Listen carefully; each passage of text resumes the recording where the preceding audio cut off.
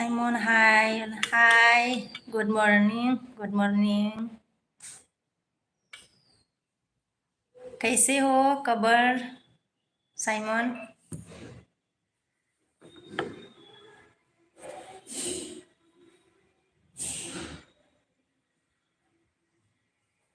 अच्छा है होला ओके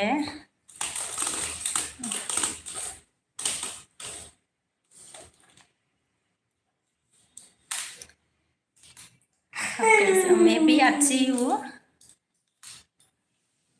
अभी क्या कर रहे हो Simon?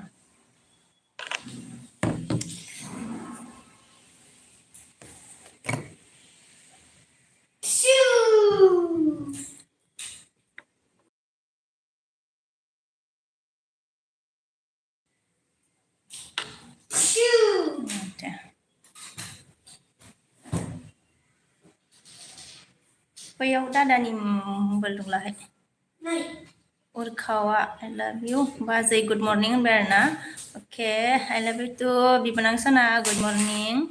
Sunila, hi, my dear friend, good morning, bola. Hi, friend Sunil, good morning. Simona, Uman Sundar lagi se dia. Kise de bola, thank you.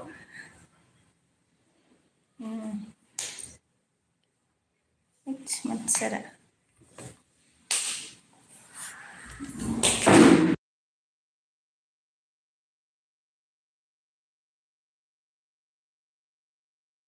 Oli. Nana. Simona mang.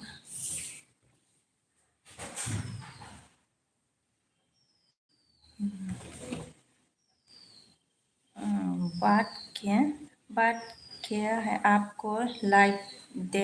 दे रहा है बैठ के ओके बैठ के आपके लाइव देख रहा है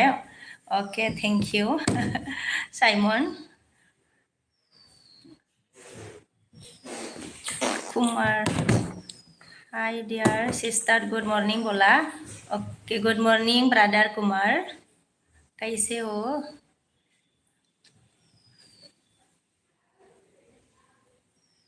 हरीसा हाय बोला हाय डार्लिंग सुपर बोला है okay thank you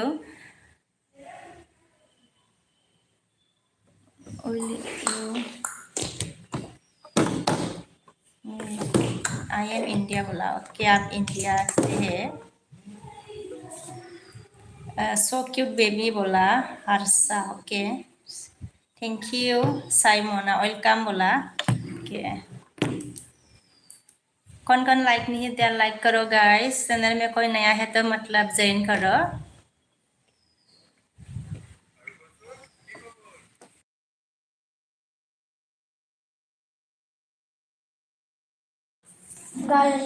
Mancan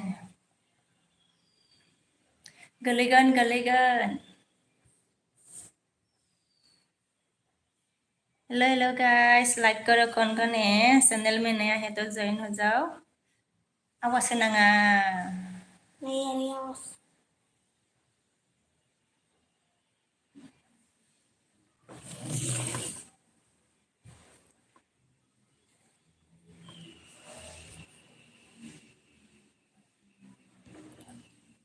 Sir dong like it deh sana per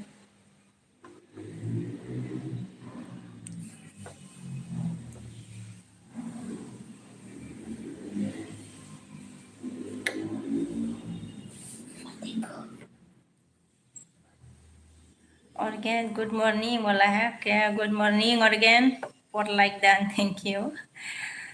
Simon okay love pizza okay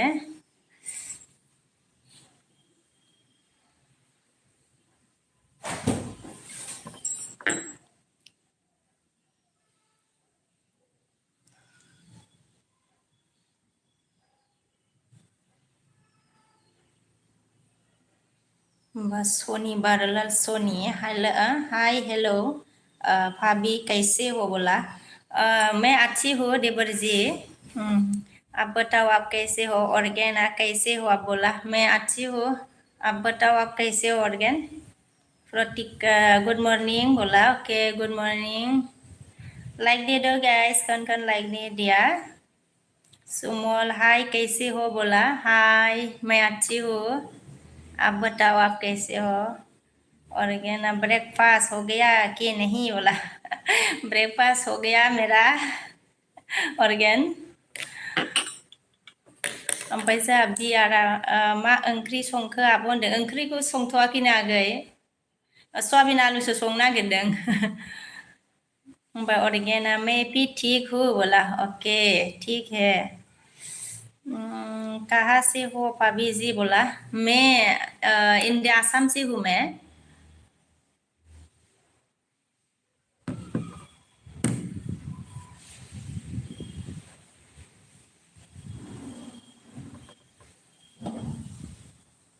sir like आके लाइक देते गाइस. कौन लाइक नहीं दिया लाइक करो गाइस.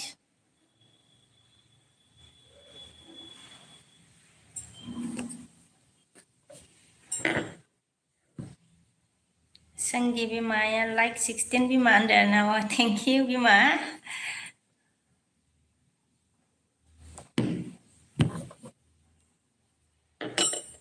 रिसार्च आसाम आसाम कहाँ से बोला. आसाम बङाइगाव.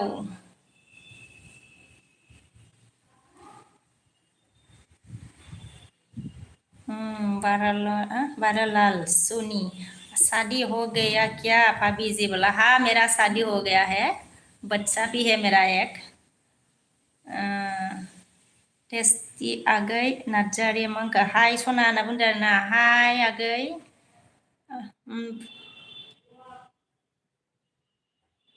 सालजाग्रिक हाय बोला. हाय कैसे हो. संगीता बिमा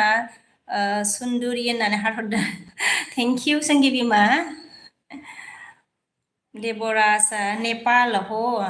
नो टिमी बोला. नो मैं मतलब नेपाली नहीं हूँ. मैं बोरो हूँ. ओमफ्राय जोंहा बियारा मा होनखो.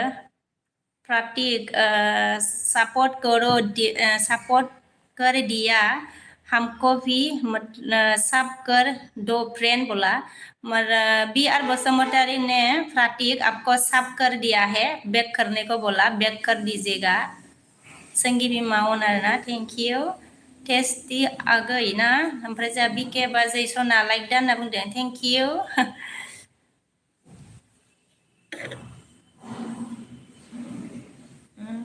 एव जायासै नामा. अच्छा. सालजाग्रिका मंगा आप कहाँ से हो बोला. मैं असम से हूँ.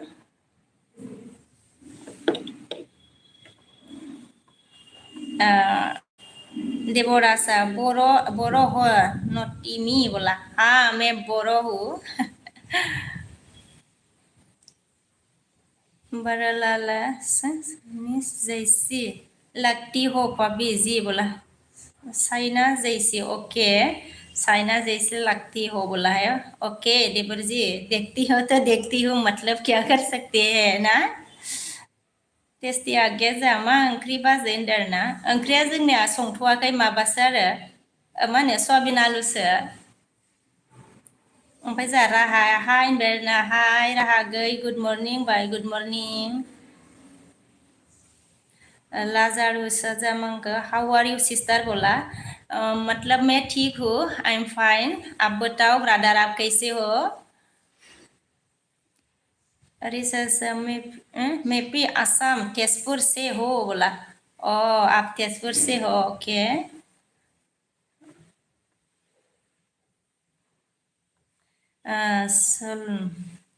सलमंदन आई लव यू जानू बोला है. ओके आई लव यू जान. ओके राहाया मान के जा लाजारुस सपोर्ट मी प्लीज बोला है. राहा ने राहा ब्लॉग ने.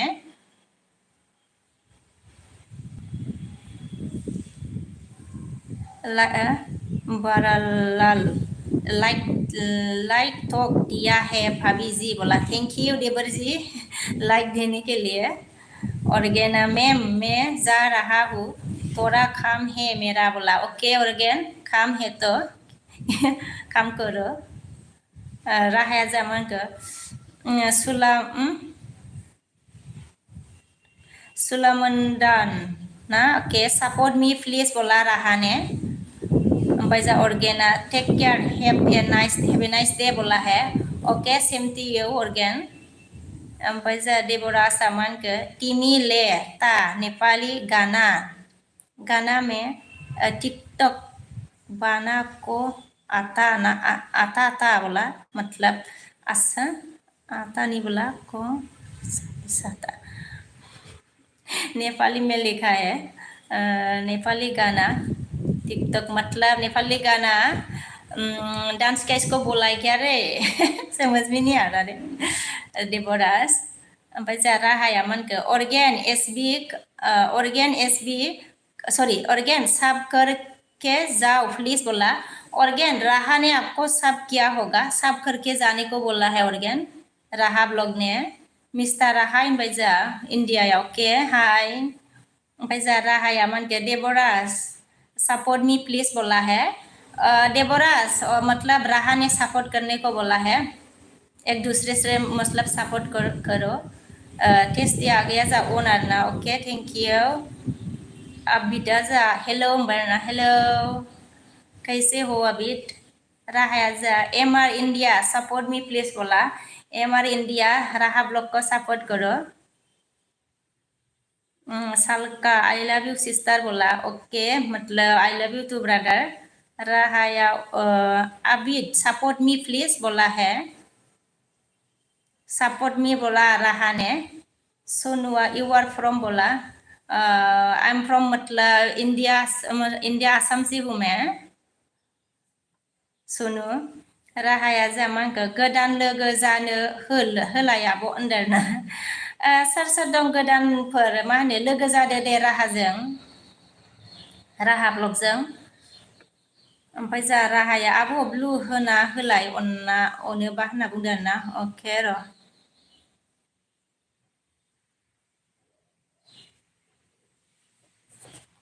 राहाजों जाहा लोगो जादो सोर सोर दङमोन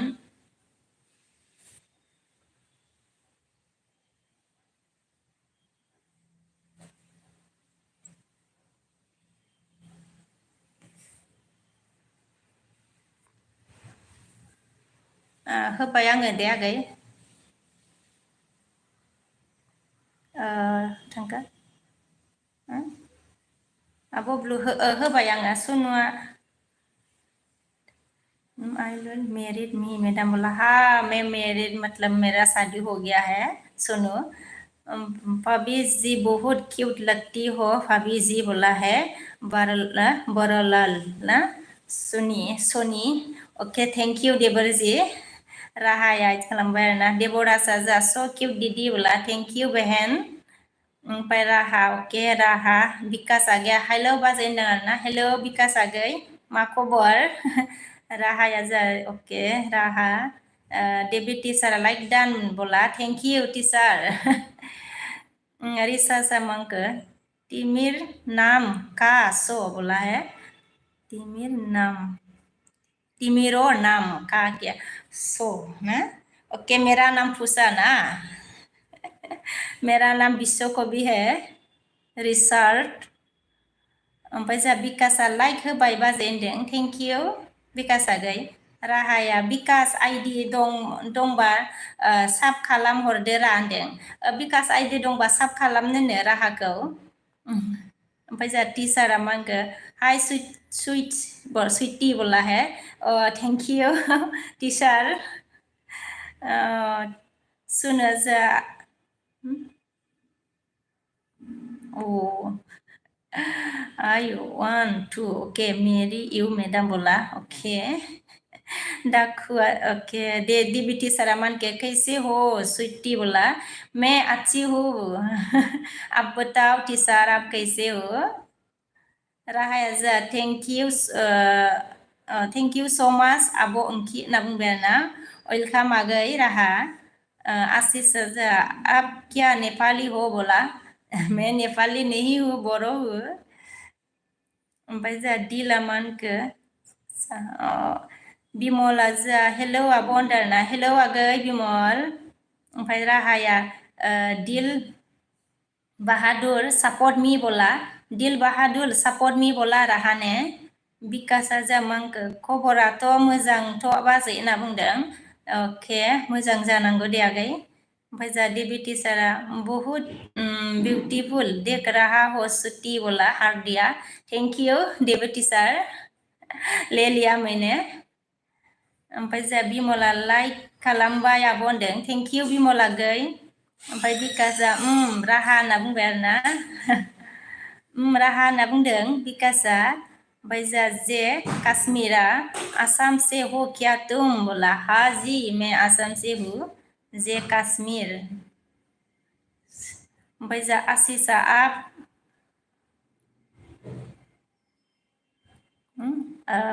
आप हो कहाँ से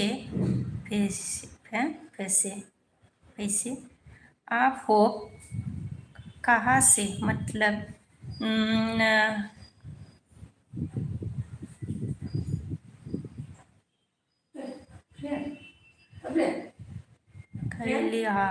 के हेलो बोला हेलो दियारा मा गोजा हाय बाजै खालामबाय होनदों नामा ना के दियारा आगै ओमफ्राय जा आंनि सना वाइटि लाइक दा होनना बुंबाय थेंक इउ आंनि सना वाइटि बिके किउब होनना बुंदों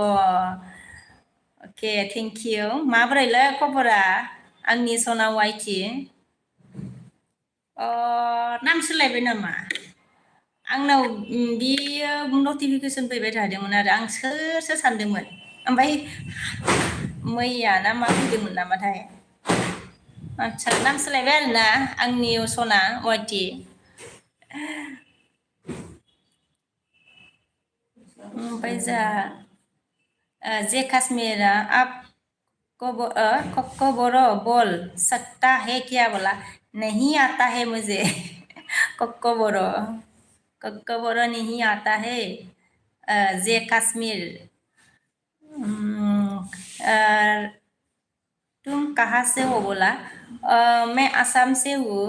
दियारा मानखौ लाइक दान बाजै होनदों थेंक इउ दियारा आगै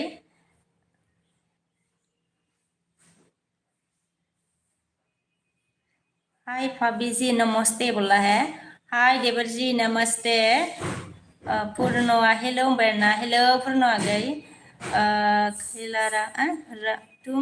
मणिपुर हो क्या बोला मैं मणिपुर नहीं हूँ बोरो हूँ होनदों आंनि सना वाइटिया मा गोजा खबरा बारा मोजां नङा आंना होनना बुंदों अके ओमफ्राय माबोरै जाखोलै हामखोना हामदिया आथिङा माबोरै जानानै दं दालाय ओमफ्राय आंनि सनाया मा होनखो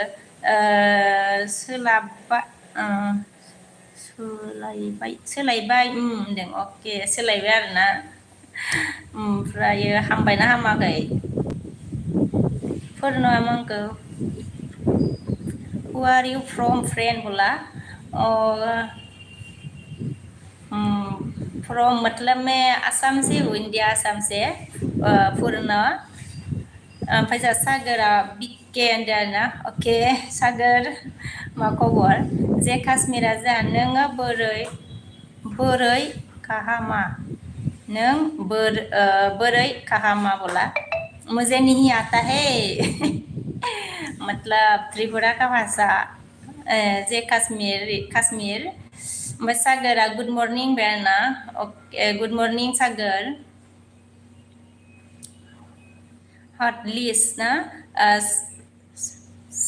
सब त्रिपुरा त्रिभाषा दं सब त्रिभाषा दं मतलब खैलाहा हाय ओमफ्राय मैं रख दे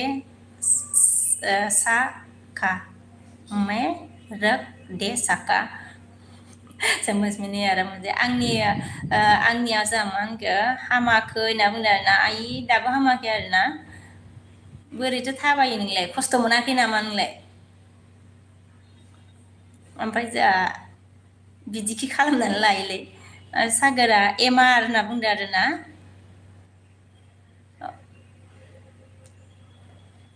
रमेश जा मा होनखो हाय कैसे Huh? Ka, kasto sa bola. Hai kasto sa. Saha, saha.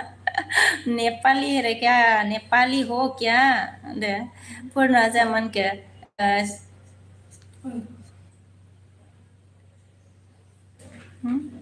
स्पीस मतलब इस स्पीस लिंगेस नेफ्लिस मतलब एस बी अमन के हेलो हेलो हेलो फ्रेंड्स बोला हेलो हेलो फ्रेंड्स एस बी सागरा लाइक दान बेरना थैंक यू ओमफ्राय जा एडीएम एस अमन के हेलो दीदी बोला हेलो बहन समीरा हेलो बर हेलो समीर जे काश्मीरा नोंला के नोंलाय लि मोन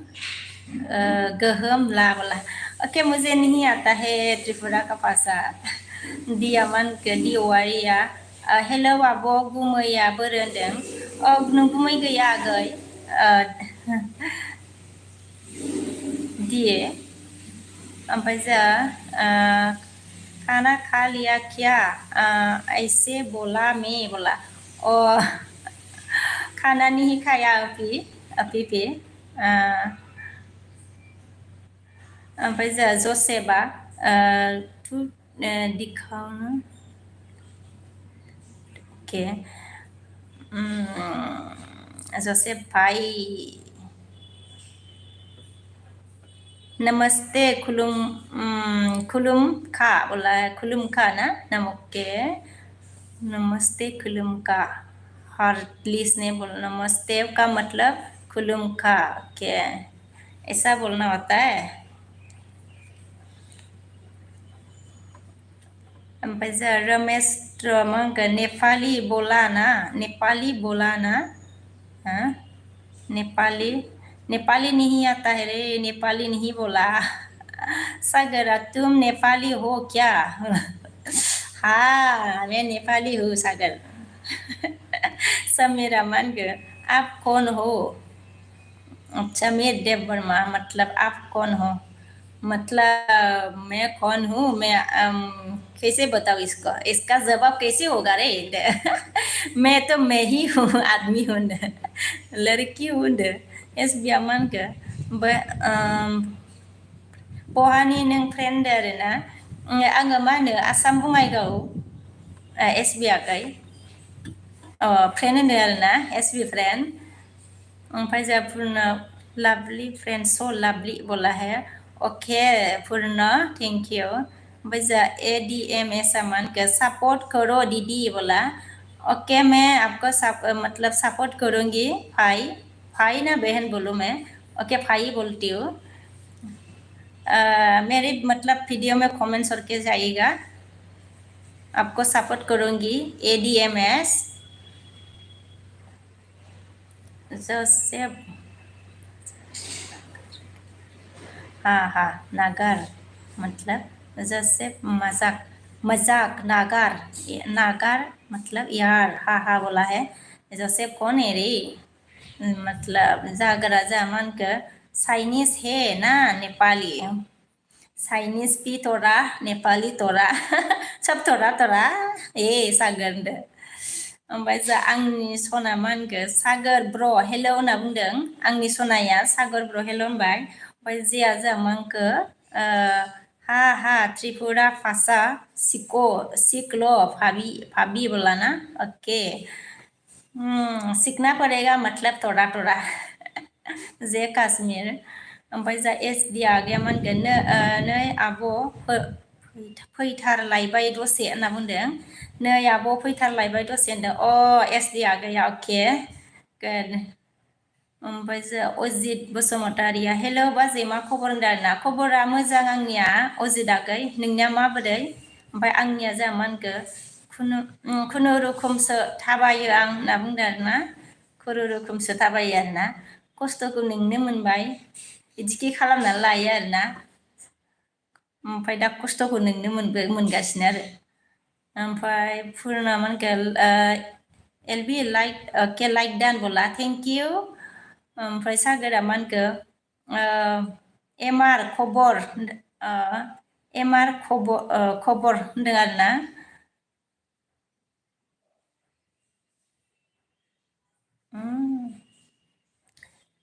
सुजादा या मैं भी नेपाली हूँ बोला सुजादा ओके सुजाता ओके आप भी नेपाली हो ओके सेटमैन नेपाली बोला है ओके मतलब आप भी नेपाली हो ओके बड़ो में समंग सुजादा कहा बात क्या बात हो है बोला है मतलब पूछा है सुजाता था क्या बात है पूछा है ओमफ्राय आंनिया मा होनखो बाय बाय दे बिकेन्दो अके दे बाय बाय दे आंनि गोसो वाइटि ओमफ्राय जोंहा पुर्नआ मा होनखो लाव लाव मतलब ओमफ्राय एडीएमएस मा होनखो इनि खार' दिदि बोला एनि खार' दिदि पिन्टु हाय लाभ बोला राजू हाय बोला ओके हाय राजू पूर्ण हार्ट ब्लू मी बोला अच्छा थैंक यू हार्ट देने के लिए मतलब आपको मतलब ब्लू चाहिए ओके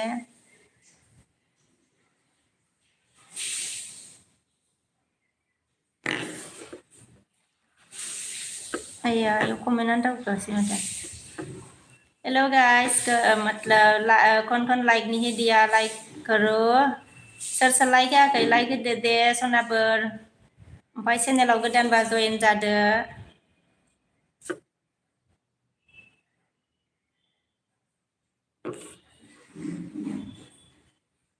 सोर बिदोंमोनलाय पुर्न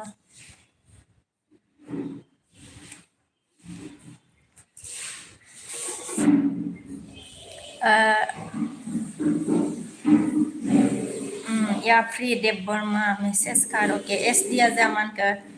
थांफिननोसै आङो आब' ओंखाम ओंख्रि संनांगासिनोसो होनदों ए थांफिननोसै आरोना दे आगै ओमफ्राय ओंखाम ओंख्रि संनांगासिनो आरोना मा ओंख्रि संनो नागिरखो फंबाय एस दि आगै ओमफ्राय अबिनासआ अके ओमफ्राय एडिएमआ सोमोनखो अबिनास भाई बिनास महराल नोंनावबो दंना नोंनाव गैया होमबा एडिएमएसआ मा होनखो सबको बोल दो प्लिज सपोर्ट करो बोला एडीएमएस सेट ना सब मतलब कौन कौन है जॉइन करो जॉइन जादो दे एडीएमएस जों सोर सोर दं जयेन जानो हागोन एडीएमएस जों फार्स्ट लिस्ट इंडिया कुछ लोग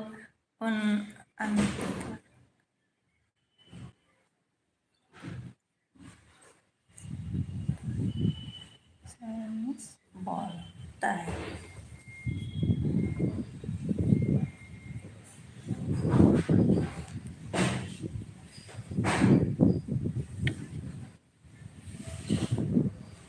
ओमफ्राय राजुआ मा होनखो जा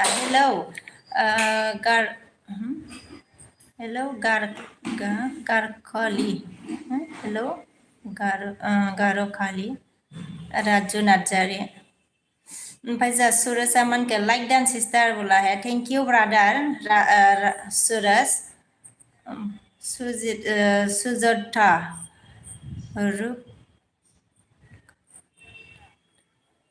रुको में फूल मतलब कौन सा फूल खुलेगा सुजाता फरियाल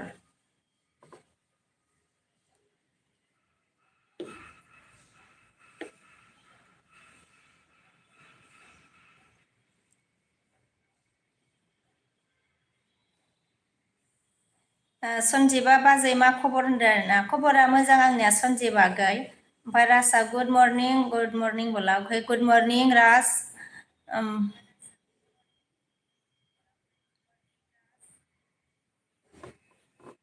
जनसना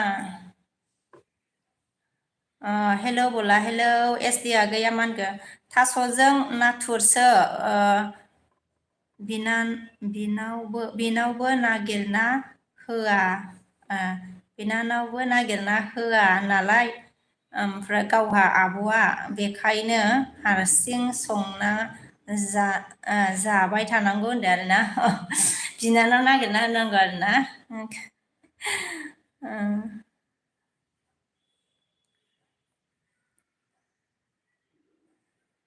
जग्या हेलो बोला एडीएमएस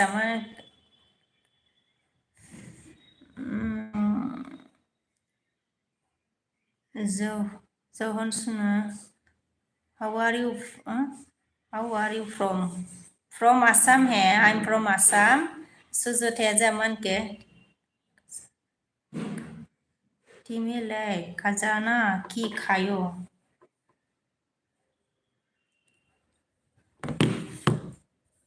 ओमफ्राय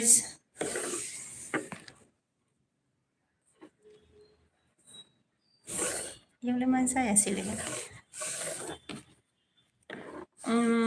सन्जिबा जामांगा बाजैया बहानि होनदों आरोना सन्जिब बर'आ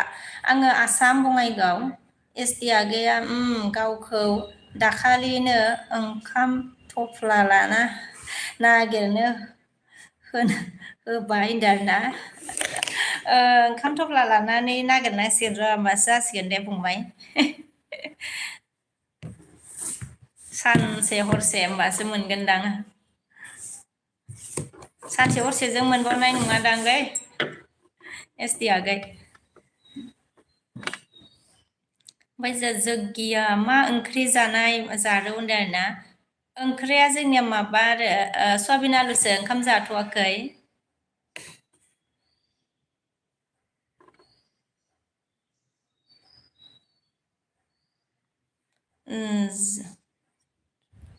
जन्सना Assam me from Tripura Assam me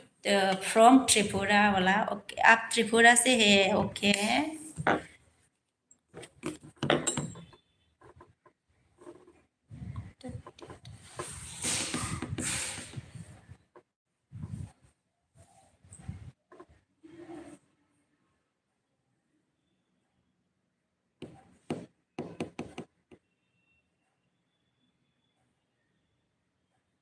ST आगैया मा होनखो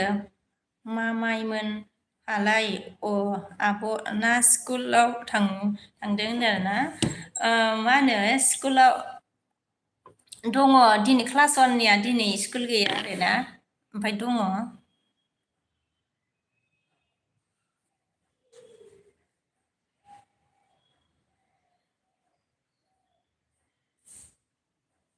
Rahul Uttarakhand hi me from Uttarakhand we are so like you बोला है ओके आप उत्तराखंड से है ओके राहुल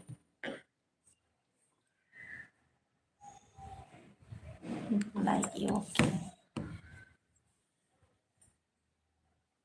दीपका हाय बाजै कैसे हो अंदर ना ओके भाभी हाय भाभी कैसे हो बोला मैं अच्छी हूँ दीपक आप बताओ आप कैसे हो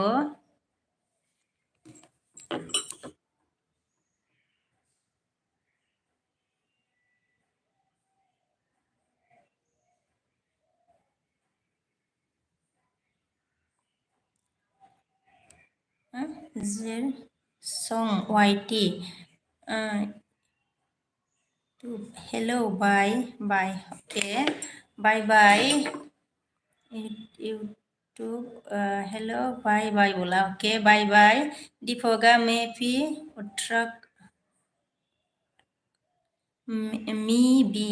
उत्तराखंड बोला है दीपक ने ओके राहुल आप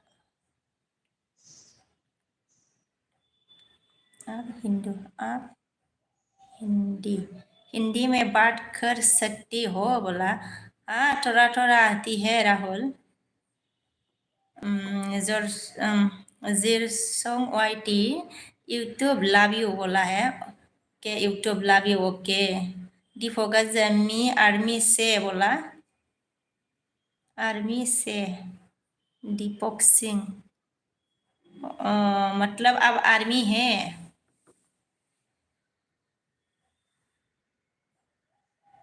यूट्यूब लिखा है दीपका मन के मी बी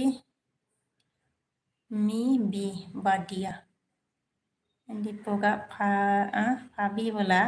बादिया फाबी ओमफ्राय दीपका आप बहुत क्यूट हो बोला है ओके थैंक यू से हो पवित्र हाय आब' सना होनदोंना जा हाय आगै सना पवित्र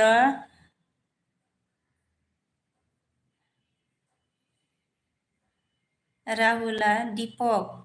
उत्तराखंड नहीं उत्तराखंड नहीं उत्तराखंड सही से लिख लो बोला है उत्तराखंड नहीं उत्तराखंड से ही सही से लिख लो बोला है राहुल ने ओमफ्राय दीपका फाबी जी बोला हाँ बोलो देवर जी जिरसोंग YT monk YouTube will from बोला है ओके नलसोन दीपका मंक उत्तराखंड से ओके ओमफ्राय सुपारा लाइक दे होनदों ओके सुपार लाइक दे होनदों आरोना दीपका ओके बोला दीपका हाँ जी बोला है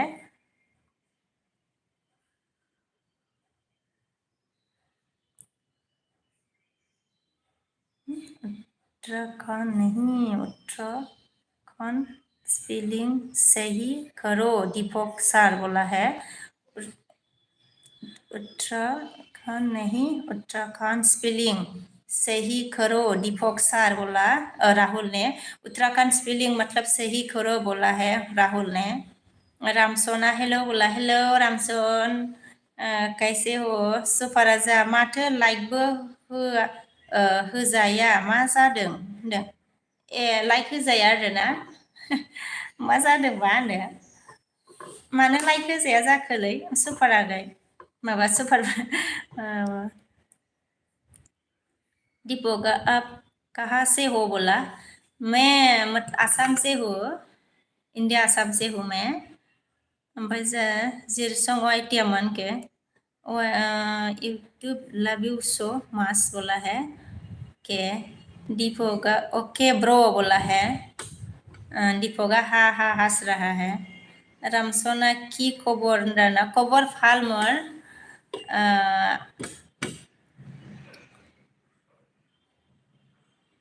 पवित्र मेसेज दानदों आरोना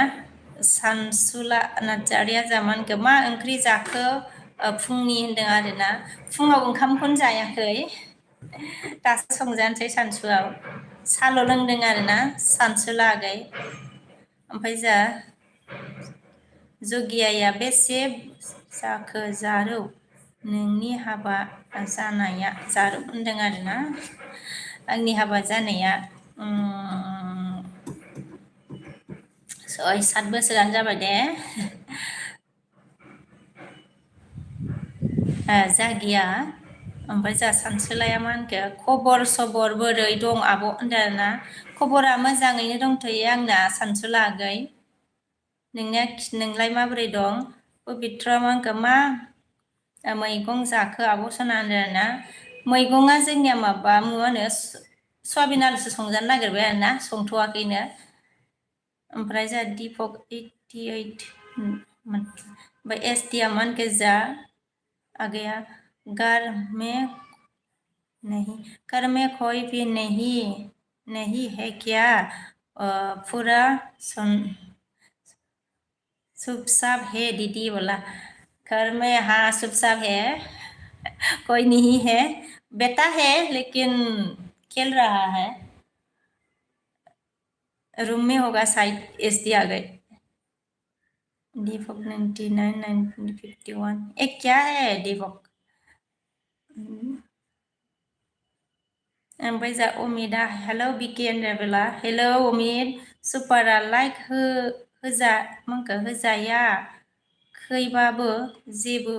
दा सानदे नानि दे जेबो नङा दे मानो होजायाखै बेबा सुपार जेबो नङा ब्रादार। ओमफ्राय जा अमितआ मा होनखो गुड मर्निं बा गुड मर्निं अमित ओमफ्राय एसबि नों नोंनि हासबेन्डआ मा मावो होनदों आरो ना। हासबेन्डआ आंना मा होनो डिपार्टमेन्टआव आरो ना एसएसबि आव एसबि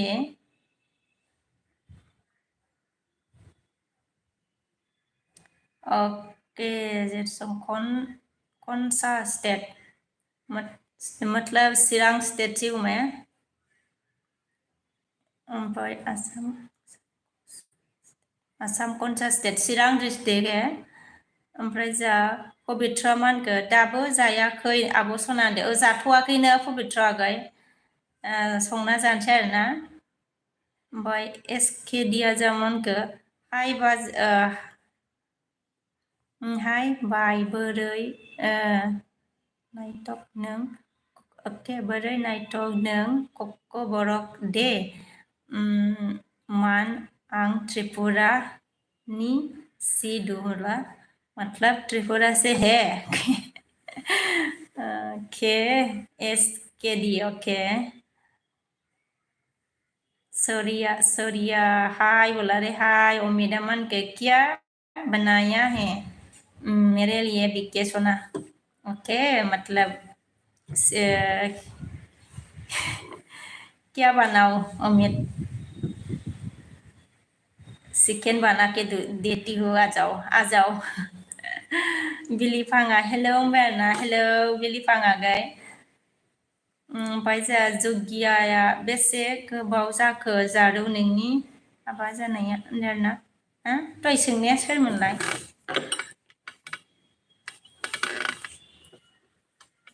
ओमफ्रायबो सोरबा सोंखांबायमोन ना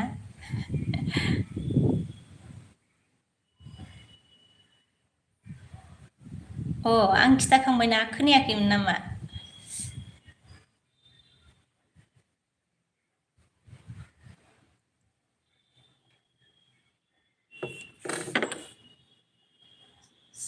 सात बोसोर जाबाय दे जगिया आगै ओमफ्राय जोंहा एसडिया मा होनखो गासिबो हिन्दीनि हरग्राखाय हरनायदोंमोन लां आब' हरनायदोंमोन आरोना हिन्दीनि हरनायदों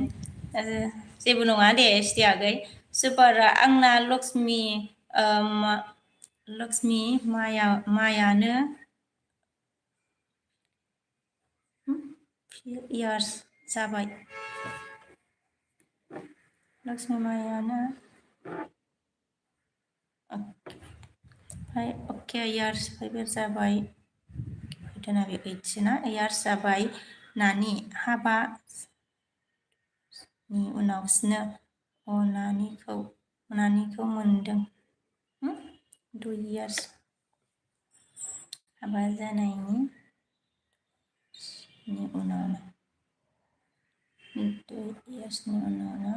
नानिखौ मोनदों अब्लाथ' नों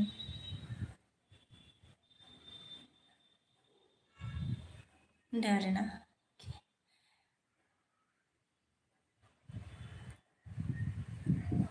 आगो मिथिला दे सुपारा दा ओमफ्राय जोंहा 2 इयार्स नानि मोननायाथ' मा होनो 2 इयार्सजोंसो मोनदों आरोना ओरैनोथ' हाबा जाबानो मोनो माथो मानसि ना लानाय लायैजोंसो खोथा आरोना लानाय लायैजों खोथा जायो आरोना सुपार ब्रादार सोरबा बिदिनो थायो बोसोरसे गाहाम थायो सोरबा थाया लगे लगेनो लायो हाबा जानायजों माबा लानाय लायैजों खोथा जाहैबाय लाथ'नाय लाथ'यिजों ओमफ्रायो मणिपुल खा हे खा मणिपुल SB आ मा होनखो एस एस बि ना होनना बुंदों आरोना औ SB आदा माबा SB आगै ओमफ्राय उमेदा मा होनखो इतना सुबह चिकन कहाँ मिलेगा सुबह अभी तो सुबह नहीं है बहुत टाइम हो गया है उम्मीद मिलता है रे बाजार में बहुत उम्मीद ओमफ्राय जगिया ओके SK दिया जामानखो आं बुदुर रकनो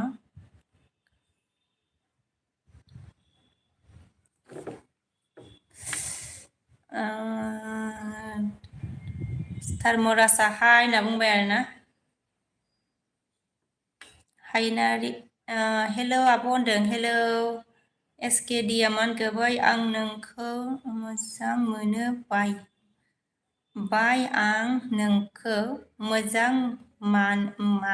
मोनो बाय होनना बुंबाय आरोना SKD अके आकाश हाय होनबाय आरोना हाय आकाश SD आ जा मा होनखो SD अल हिस्ट'रिखौ सोलायनो लां आब' नोङो सिनायिनि ना SD अल हिस्ट'रिखौ सोलायनोसै आंनो नों सिनायिनि आब' होनदों आरोना मानो सिनायिनि आरोना धर्मरासा जा हेलौ सुइट बला हेलौ ओमफ्राय जा SB आ मा होनखो SSB मावनाया नोंनि हासबेन्डआ होनबाय हासबेन्डआबो सुद्द'आनो जानोसै आरोना 14 इयार्सआनो जानोसै सोलिगासिनो नामा ओमफ्राय जा सानसुलाया मा होनखो अके दानदो आरोना धर्मरासा मा होनखो हाय आई एम फ्रम नेपाल बोला ओके आप नेपाल से हो ओके जगिया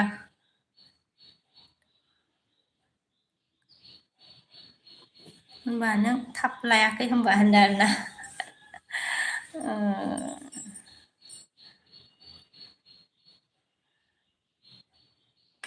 कुइसना सानसुलाया मा होनखो जा ट्रेडिसनेल ड्रेस गाननायनि थेंक्स आब' होनना बुंदों आरोना ट्रेडिसनेल ड्रेस गाननायनि थाखाय थेंक इउ होनदों आरोना अके अमेदा मा होनखो बिके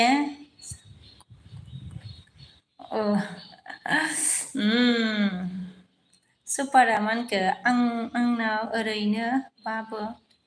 11 इयार्स जाबाय आं होमबाथ' दुइसिनसो जाबावगोन माथो नोंलाय आंनि दुइसिनसो जाबावगोन नोङो बोसोरसे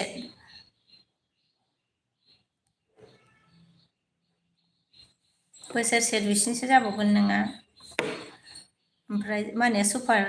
ओमफ्राय जा सुरेशआ मा होनखो लाइक दान सिस्टार कैसे हो बोला ओके थैंक यू मैं अच्छी हूँ आप बताओ सुरेश आप कैसे हो अमिता मा होनखो तुमसे बात करने के मन हो रहा है बोला ओके ओमफ्राय धर्मराजा मा होनखो आप कहाँ से हो दोस्त बोला मैं आसाम से हूँ आसाम बङाइगाव चिरां डिस्ट्रिक्ट ओमफ्राय आप बहुत सुंदर हो जी बोला थेंक इउ SB आ मा होनखो नोंनि फुल नामा फ्रेन्ड होनदों आरोना आंनि फुल नामा मा होनो बिश्वकबि होनो आरोना सुपारा मा होनखो आंखौ सोंदों आरोना नोंलाय बेसे जाखो होननानै सोंदों ओमफ्राय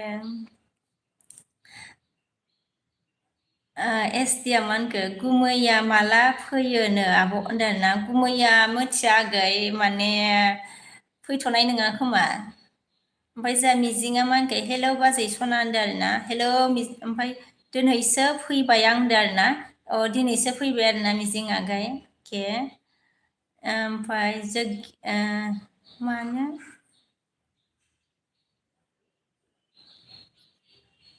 माने ओमफ्राय जा सुपारा मानखो नोंखौ बारा जानाय बादि नुवा माथो नानि बिसोरनिया आं मानसिया फिसा नालाय सुपारागै ओमफ्राय जा अमितआ कितना नहीं हुआ रे अमित कहाँ होगा होनदो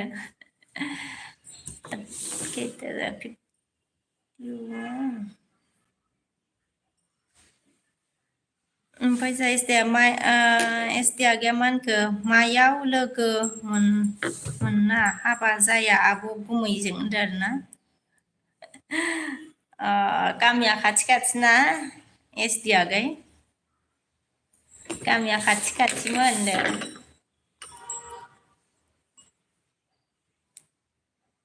आया ओमफ्राय जा एमबिया मानके हेलौ गाइस बोलाहे एमबि प्रडाक्सना ओमफ्राय धर्मना सामानके टिमि काटि बिउटिफुल हो को बनू बोला ओके थेंक इउ ओमफ्राय एमबि प्रडाक्टआ लाइक दा होनबाय आरोना थेंक इउ मिजिङा जोंहा मा ओंख्रि बाजै होनदों आरोना ओंख्रिया जोंना सवाबिन आलुसो मिजिं आगै ओमफ्राय अमितआ मा होनखो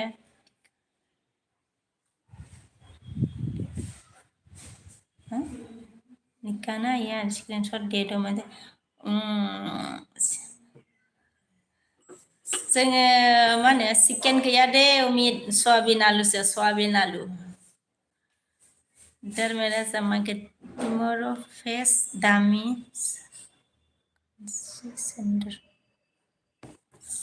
नेपाली नहीं आती रे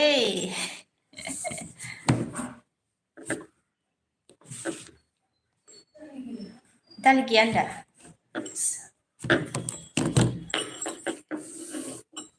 सवाबिनबो दङ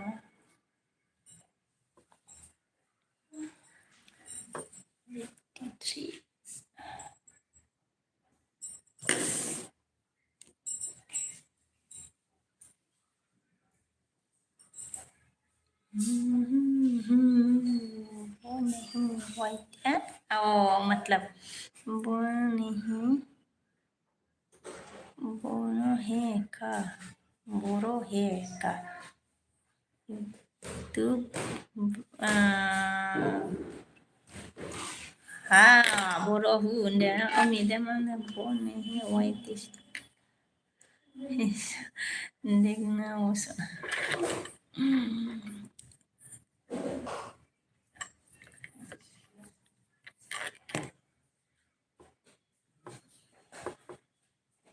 बाद में दे दूंगा मतलब क्रिसा आप कहाँ से हो बोला के मैं असम से हूँ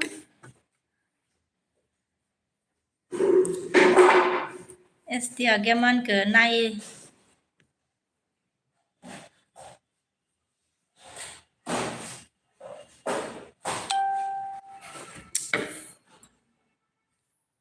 नायलायना लादो ना मोजां ला नायलायना लादोंना मोजां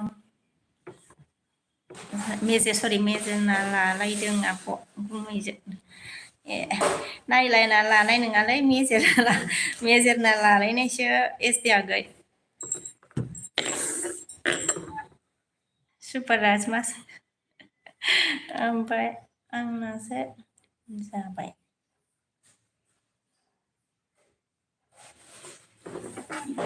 नोंनि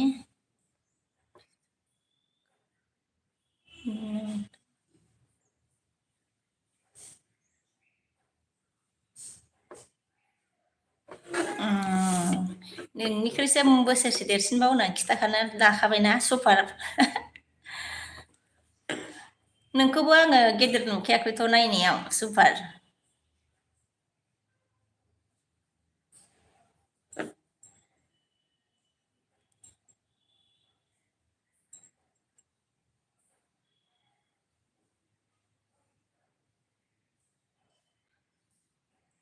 नायखांखाबाय आङो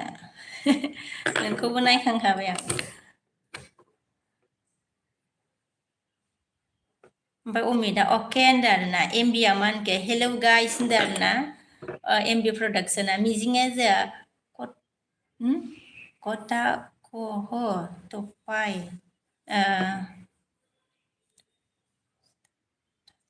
धर्मराज दाजु मिजिं बसुमतारी आगै मानो लिरखो होनदों जग्गियाया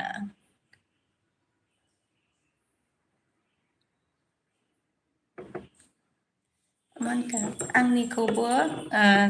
सापर्ट खालामना होदो जारौ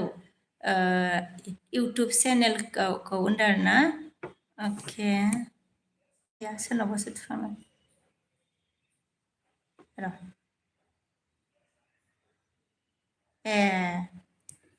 अके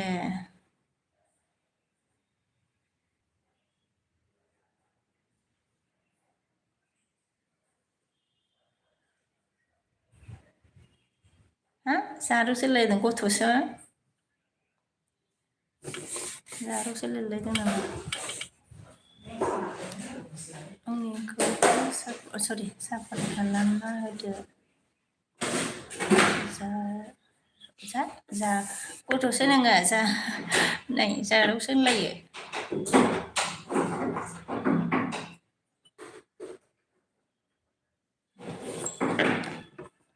जागोन दे मा होनो फंबाय मा थांखो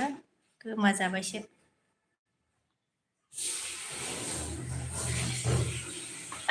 आङो नोंखौ माबाखाबायथ' जगिया साब खालामखाबाय आङो नोंनि चेनेलखौ आं साब खालामना हरखाबाय जगिया प्रडाक्सन कमेन्टबो हरदोंमोनलाय आङो ना कमेन्टबो हरदोंथ' आङो ओमफ्राय जाऊ मेरा कौन टेक्स्ट कर रहा है मतलब कोई भी नहीं किसी ने नहीं किया ओमफ्राय जा क्रिसआ इंडिया आई हो बोला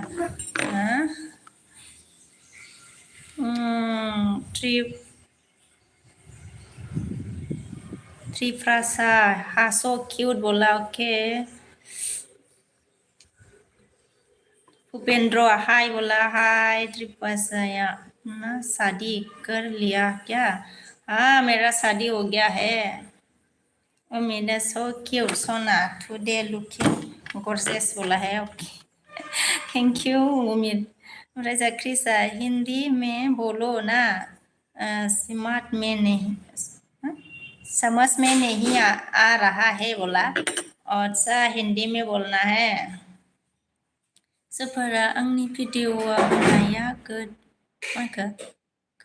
गोदो सेंग्रा बैसो लानाय फटकसो दानिखौ होला आं लाजिना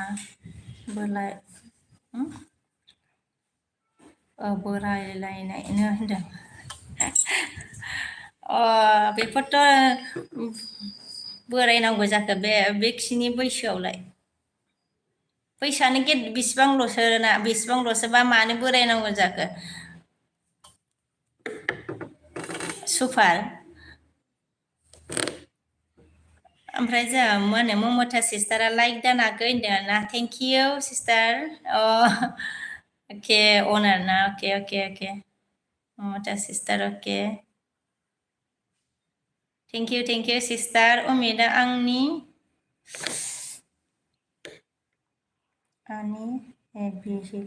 मतलब सो त्रिफासा रिडार आं बुजियासै अमित ओमफ्राय मिजिङा दहायनि नेपालिखौ सोंदों बाजै बबेनि होनना दा धर्मराजखौ होनदों आरोना ए धर्मराजखौ आरोना बबेनि होनना सोंदोंमोन आरो ओमफ्राय ममता सिस्टारा थाथ'दो आगै स्कुलावसो दंदो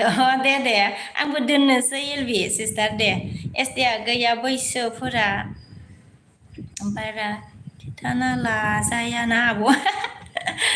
खिथाना लाजायो बाट दानो खिथाला देनां खिथानोसै आङो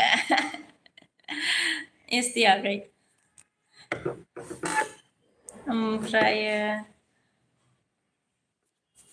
खाथियावबा मोखांजों मोखांबा खिथाना लानो लाजिला आरो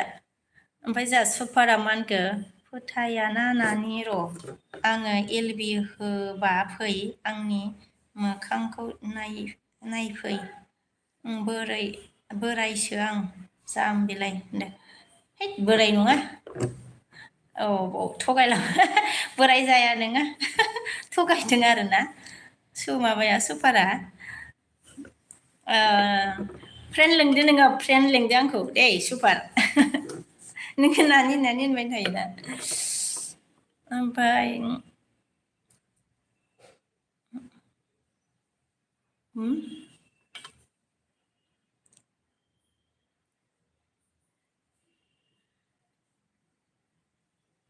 बिलिफा हार्ट हरबाय आरोना थेंक इउ ओमफ्राय इमानलु सांमा खथ' सापर्ट खालामबाय थाय मतलब नोंनि चेनेलखौ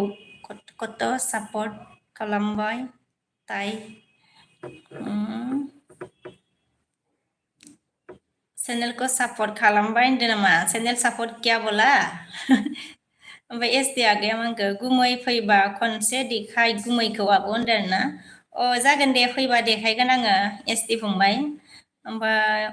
अनिन्दा हेलौ बोला सोर हाय बोला हाय जगियाया नोंना अ नोङो उन्दैसो दे आं नोंखौ नुबाय आगै मा मोनो नोङो जगिया फंबाय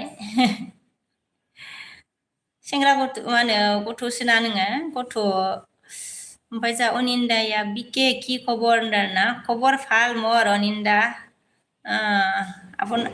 তোমাৰ केनेकुवा खबर अनिन्दा ओमफ्राय आल्ट्राया हाय होनबाय आरोना गार'आ दीदी तो ऑनलाइन में हो क्या बोला हाँ ऑनलाइन में है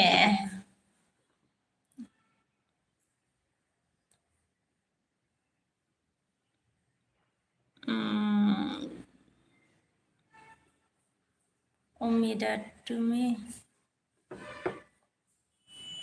ये कौन बोल रहा है तो मैंने बोला ये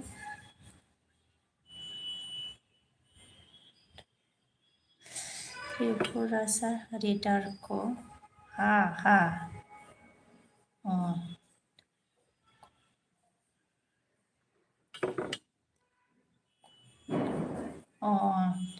कौन बोल रहा है तो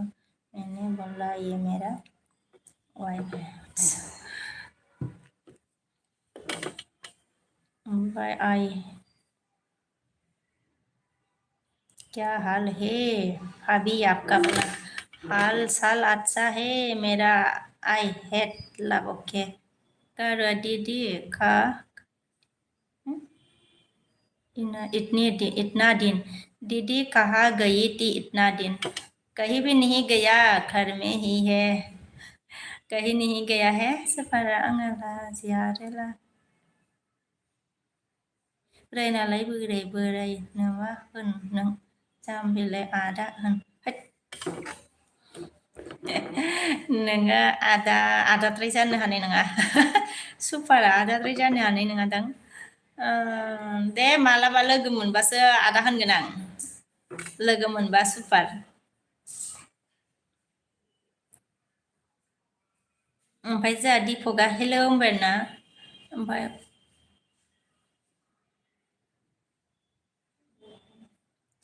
ओ माय गॉड बोला है I head love oh my God बहुत खूबसूरत है आप भाभी आप बोला हार्ट दिया हार्ट ले लिया मैंने थैंक यू ओमफ्राय Deepika where are you from बोला I am from Assam India Assam से हूँ मैं एसटि आगैया मा होनखो थै बालां बाब' नोंबो गेदेरसिन बेबो गेदेरसिन होनलायबाय थायो नोंसोर रायज्लायहरबाय आङो मा होनो एसटि आगै ओमफ्राय जोंहा मानो नोंनिसो होनदों आरोना मा खालामदोंब्रा जगिया आगैयालाय ओमफ्रायो बिब'लेंब्रा बिब'लें मा बिमादैबो लेंजायो बिब'बो लेंजायो दे मा लिंनो जगिया आगै ओमफ्राय आई हेडा जामान का कहाँ से हो आप भाभी जी बोला मैं असम से हूँ मैं दीपो फ्रॉम माय फ्रेंड बोला है फ्रॉम आसाम है ओमफ्राय जाय बी एम हेलो गाइस बोला है एसबिया मा खालामदों बाजै सननानै आरोना एसबिया जेबो खालामाखै आगै एसे रायलायदो आरोना आइ माथो टाइमालाय मेरा तुम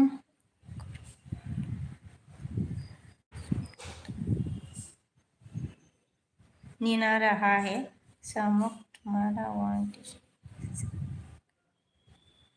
ओके ओके उम्मीद बाय बाय मैं पहले रखने वाली हूँ एलबी टाइम हो गया अभी खाना बनाना पड़ेगा ओमफ्राय नबजिदा हाय होनबाय हाय दीपका मैं नेपाली से हूँ आप वेरी ब्यूटीफुल बोला आप नेपाल से है ओके थैंक यू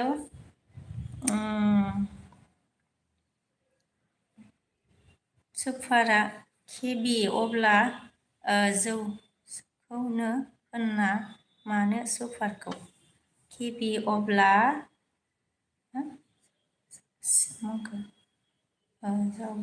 जावैसोखौनो होना मानो सुपारखौ होनो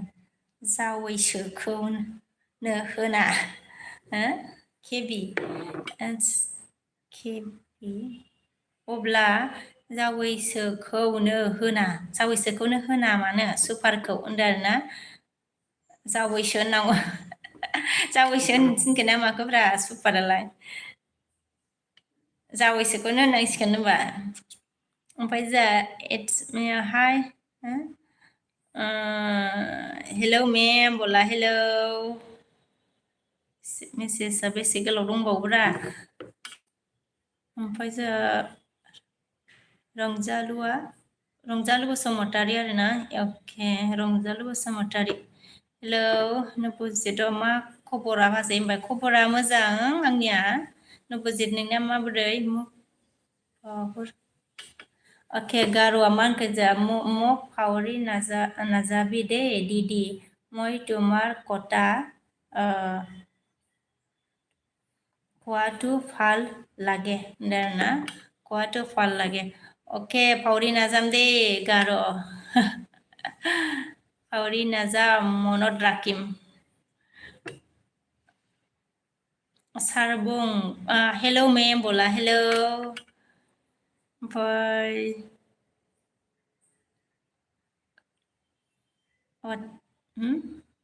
It's me, JB. Hi, where are you from? Okay, I am from Assam. Watching from Nagaland. Okay, आप नागालैंड से okay देख रहा है. Okay, thank you.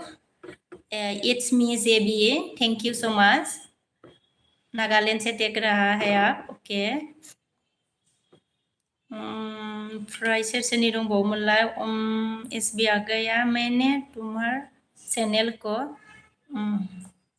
उम्मीद ओके बोला एसबी मैंने तुम्हारा चैनल को सब्सक्राइब किया लेकिन थैंक यू भी नहीं कहा ओ सब्सक्राइब किया thank you so much SB blog short okay thank you so much दिल से मेरे चैनल को मतलब सब्सक्राइब करने के लिए थैंक यू सो मच ओमफ्राय जा अमित अके नबजिदा मानखो आंनाबो मोजां बाजै होनदों आरोना अके मोजां जानांगौ आरोना आगै ओमफ्राय जा रंजालु होनदों नामा मेरे कॉपी बोलना फूलना मत दीदी बोला ओके रे नहीं फूलूंगा नहीं फूलूंगी मतलब रंजालु बोला था ना ओके ओमफ्राय एस डी आगैया मानखो नोंसोरखौ बियानि लिंक बिब' ओमफ्राय बियानि लिंलायदोसो होनदों आब' सानैबो उन्दै होनना लायाबा होनदों बियानि लिंलायनोसै आरोना लिंलायदो होनदों आरोना अके एसडि आगै ओमफ्राय जा रन्जना मानखे हेलौ आब' होनदों आरोना हेलौ आंबो आंखौनो लेंबाय दे आंनि जायसै होनदों आरोना होमबा नोंबो फ्रेन्डखौनो लिंदो नोंबो जगिया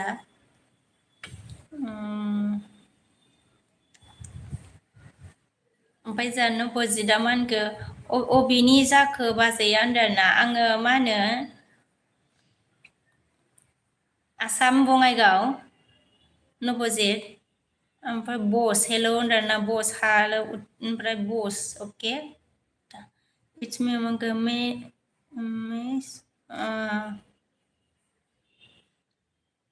Mommy, so beautiful. You are not look Assam people.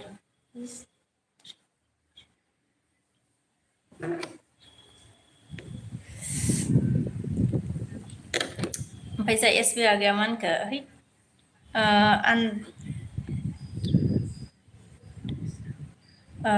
नाथुर सायनो फैयाब' आन्ध्र प्रदेशआव नाथुर सायनो फैयाब' होनदों आरोना नाथुर सायनोसो लिंहरबाय आरो ना अके एफा गोजान खोमा एस दि आगै गोजानथार जागोनदां दे एस बि आइ नेके अके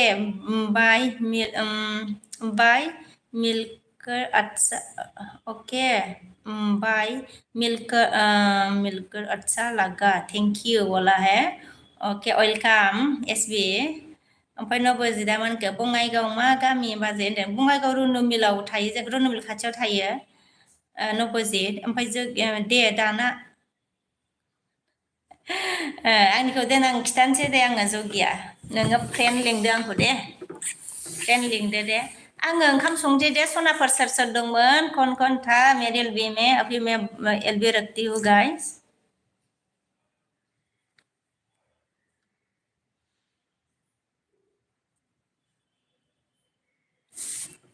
दोननोसै दे कन कन है दोननोसै दे सनाफोर बाय बाय दे बाजै होनदों आरोना औ दे आं दोननोसै दे आगै बाय बाय सबको जग्गी सोर सोर दंमोन जग्गिया नबजित कन कन है एसबी ओमफ्राय एसडी आगै ओमफ्राय इट्स मी बस कन कन है रंजालु होनदोंमोन नामा रंजालु अके गासिखौबो बायबाय दे सनाफोर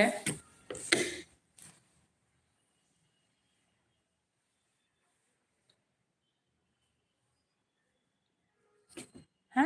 नोंहा जेनबाय माने आङो जेनबाय ओंखाम संनोसै आरो एलबिखौ मा होनो आं दसेल' होनो होननानै होखादोंमोन ओमफ्राय एसे बावद्रायबावबायसो एलबि होनाया गोबावद्राय जाबावबायसो मेसेजखौ फरायजोबनोसै होननानै मानो जेननो जेना आङो थानो हायो आङो माबासिमबो थानो हायो बाट आङो दा बिदि होला आङो एलबिखौ गोबाव होला आरोना ओंखाम संनांसै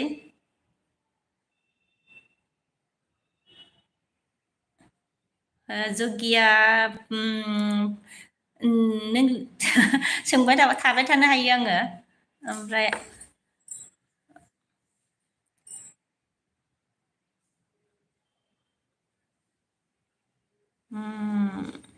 सोर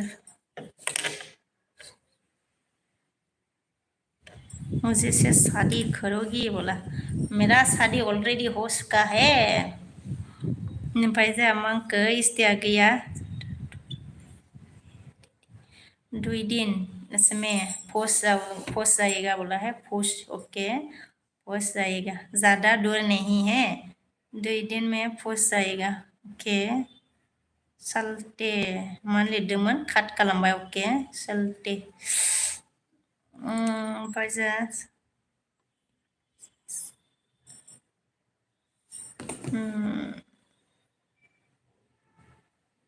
डिवोर्स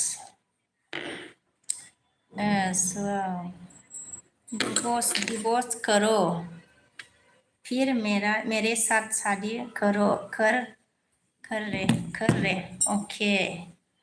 डिवोर्स करके मेरा बच्चा है बच्चा भी है डिवोर्स नहीं कर सकती है ऑर्गेन हेलो मैम अच्छा है एलबी अभी हाँ फिर रखने वाली थी आपका आ गया मतलब टाइम हो गया ज़्यादा मेरा, मैंने सोचा थोड़ा टाइम दे दूंगी, बट ज़्यादा हो गया टाइम।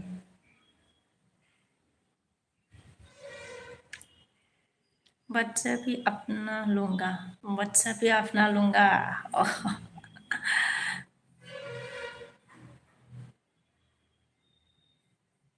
ओमफ्राय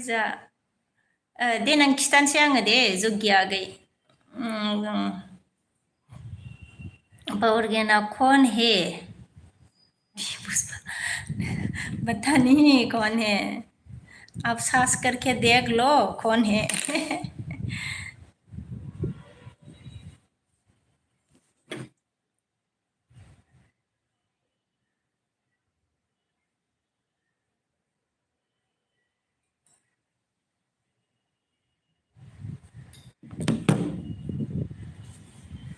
दे दोनदोलायदो रायलायनांगौ माने। औ थागोन खन्थाइ। हेलौ गाइस होनबाय आरोना खन्थाइ लोगोआनो। आं दोननोसै दे सनाफोर, टाइमा बांद्रायथारबायसो आंना। ओमफ्राय मैं सच में तुम्हें पसंद करती हूँ, प्यार करता हूँ बोला। अके। ओमफ्राय खन्थाइ लोगो फैदोंमोन जोंहा, एस टि आगैया जादों। अके। जेनबाय होनदो। औ जेनबाय दे, आङो जेनबाय। जगिया आङो जेनबाय दे। ओमफ्राय जा खन्थाइया टाइमानो मालाय माखो मिलायथारासै होनदों। अ जेबो नङा खन्थाइ लोगो। ओमफ्राय अर्गेना मा होनखो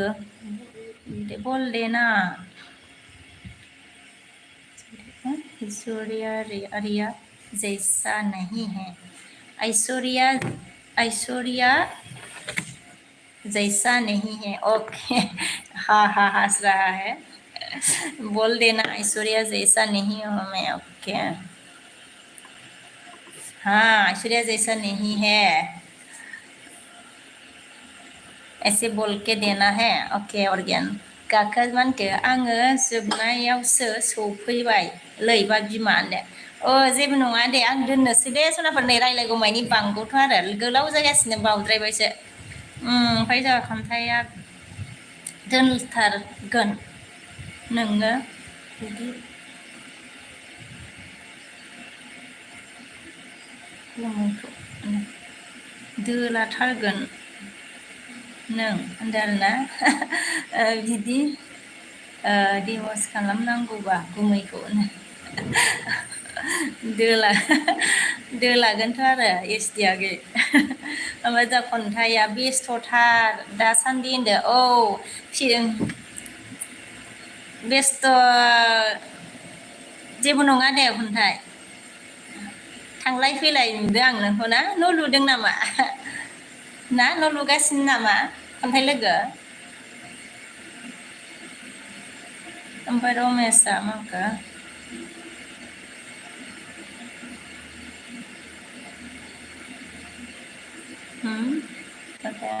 बाजै नोङो नायटक एसके बर'नि औ के नों मतलब सब हाय बोला हाय। ओमफ्राय खन्थाइ लोगोआ दे लाइकल' जासिगोन होनबा होनदों। अ जेबो नङा दे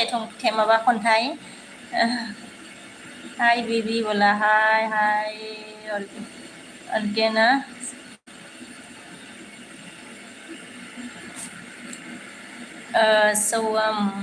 सौअम्बु ना भाई कहाँ से हो आप पूछा रे अर्गेन ने। खन्थाइ लोगो औ जसमि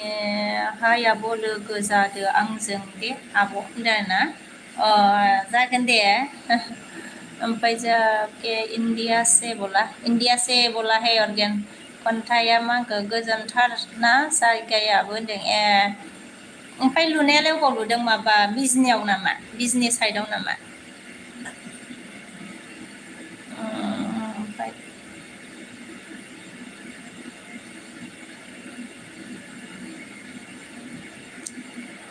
हायोना माने जेनना लाखो आंखौसो माखो आगै लिंनो हालायो। अ होनफ्राङो आङो दे फ्रेन्ड लेंनोसै दे जायगाया आगे आगे होननानै आगे आगे थाब थाब थाङो आरोना हाय बिउटि हाय मॉर्निंग ब्रेकफास्ट बोला है ब्रेकफास्ट मॉर्निंग का हो गया है ओमफ्राय इंडिया कौन सी जगह पूछा रे ऑर्गेन ने इंडिया कौन सी जगह पूछा है ओमफ्राय हाय बोला ओमफ्राय I am not according interview here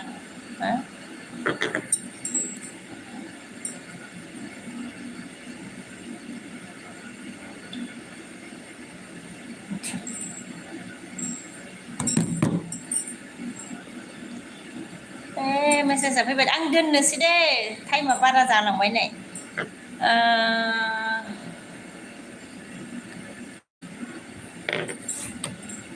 divorce kok rहे हो जुगियाया ओके होनदों आरोना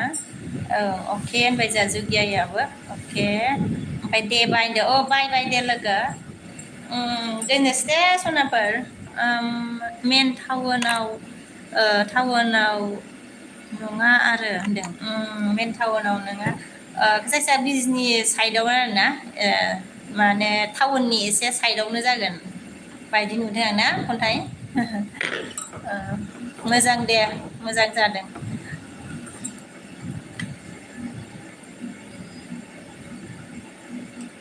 दाबो दोना बर' बुंनो खिथाहरनो बर'खौनो जों ओमफ्राय एसे साइडआव होनदों एसे साइडआव बायदि नुदों मोजाङानो दे बाय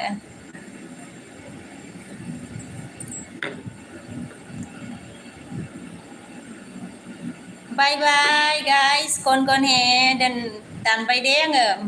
गायगा दे दोनदो फ्रेन्ड होनदों दोननोसै दे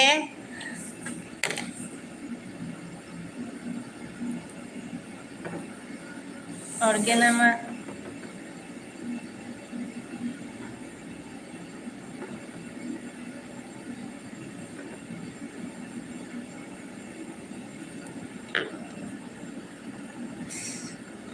इसको बड़ा फरायनो रोंलायलाङा दे अरगेन जादा पढ़ना नहीं आती है bro I am not saving ना that you are having an interview offer here so keep your attitude ना आता नहीं रे ज़्यादा with yourself and learn how to speak with other and respect your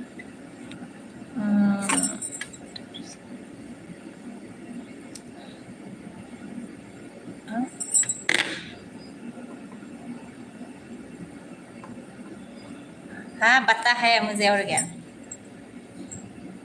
मुझे नहीं बोला बता है मुझे elders so you will get some good feedbacks ना ओमफ्राय खन्थाइ लोगोआ बाय बाय होनबाय आरोना मुझे पता है और क्या आपने मुझे नहीं बोला है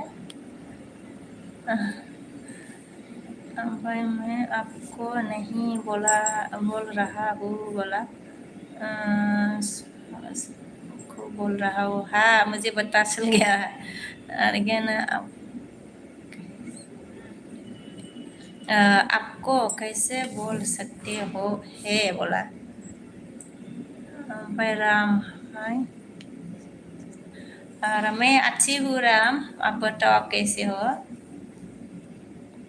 बहुत साइड गया होगा